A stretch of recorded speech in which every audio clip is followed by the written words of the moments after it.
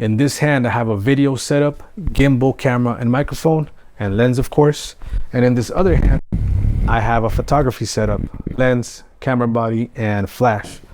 But before I got here, I started off a while back without having any of this. I called it day one. But back then, what I did have was a desire and the interest to figure out how to get here.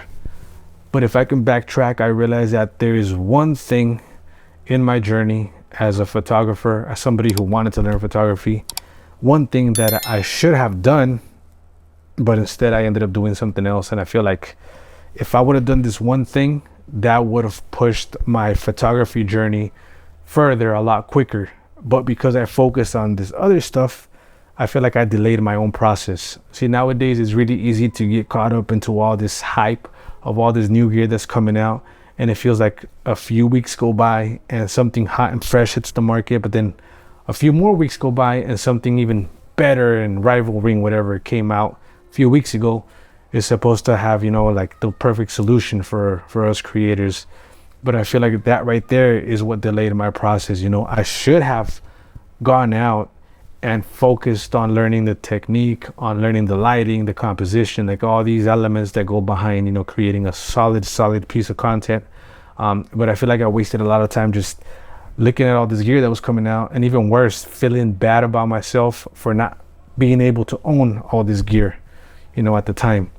So that number one thing is what I just mentioned. And that's going to be my tip for you guys, especially everybody who's like trying to get their feet wet in this, is take whatever you have, even if you're not here yet, because I wasn't here one day.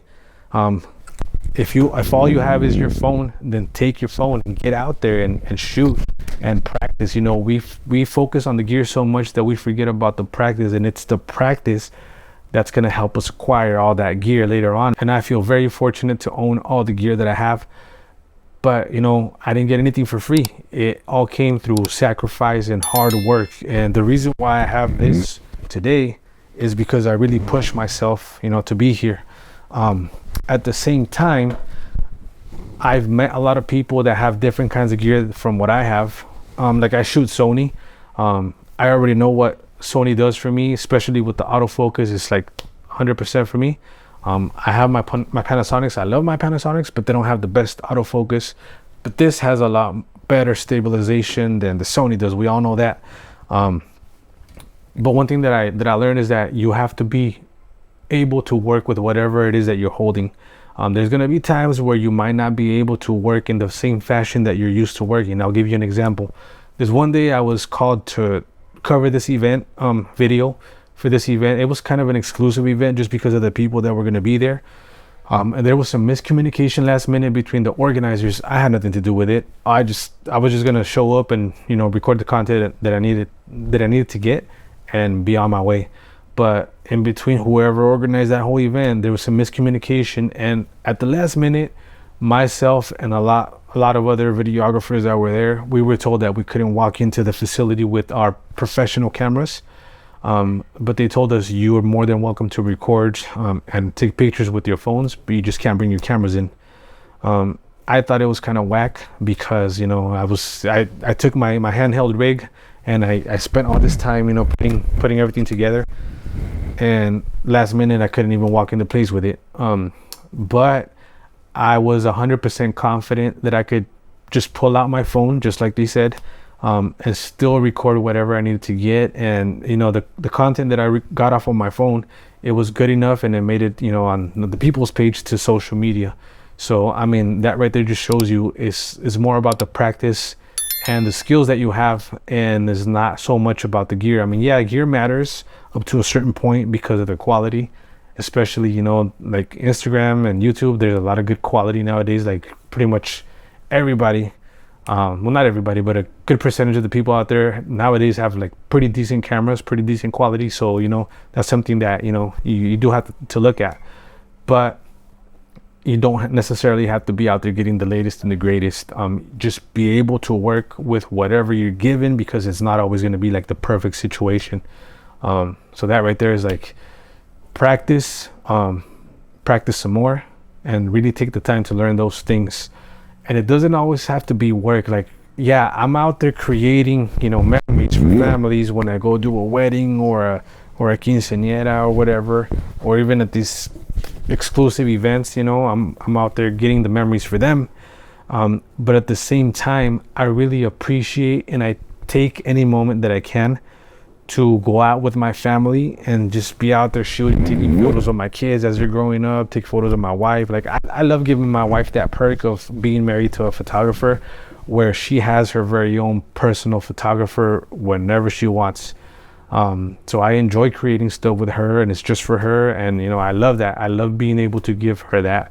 But I wouldn't be able to, walk into that place that I was talking about, and just be able to shoot with my phone and feel confident about it. I wouldn't be able to give my wife, that perk, if I didn't have the confidence. Nowadays you can see me pulling up. I'm like 1000% confident to show up to any spot and do both things at the same time. I feel like I really, all this time that I've put into all this time and effort and hard work that I put into all this, it really took me to that level of confidence where it's like, I got you. Whatever the situation is, I got you. And you can see me at events, like I'll be holding a gimbal in one hand, and in the other hand, I'll be holding this camera. So I'll be recording clips. Like this particular gimbal, I'll hit this trigger right here and it'll lock my camera in place. So even if my hand moves a little bit, like the camera won't move. So I'm recording the video and I'm over there taking pictures at the same time. And it's like, I'm 1000% confident of being able to do that. And people like it. Like I get like really good compliments when people see me doing that. It's like, damn, you can do both. You're doing both. Are you recording video and photo at the same time? I'm like, yeah. They'll be shaking my hand and everything, and that right there feels good. But I would not be able to do that. I would not be able to do what I do for my wife if I didn't have that confidence. And that confidence only came through all the time and the practice that I've put into this. Not so much the gear, because there are times where honestly, like I don't take anything with me, and all I have is my phone, and my wife and I will be right there, like, just like creating stuff, and it comes out pretty nice, so that's going to be my tip for you guys today. Just get out there and shoot. First, master all those things that I've already talked about, the skills, the composition, the lighting. Master all those things. If you have a phone that has manual settings, a manual mode, work with that. See what all the adjustments do. See how they affect your final outcome, so that by the time that you get out there to look at all this gear, you're going to be 1000% ready, and you're going to already know how to use it. So that right there, man, just get cracking on the practice and then practice some more. Like I honestly thought it's 2023. I felt like everybody and anybody who wanted to get into this was already here. I thought we had a full house already, but I've been getting reached out by people trying to learn from me, asking me to accompany me to an event, or at least let them carry my bags just so they can see how it's done. I was like, damn, there's really a lot of people that are still trying to get into this, which I think is cool. I mean, I think at the dinner table, there's always going to be room for somebody new, so we all deserve a piece.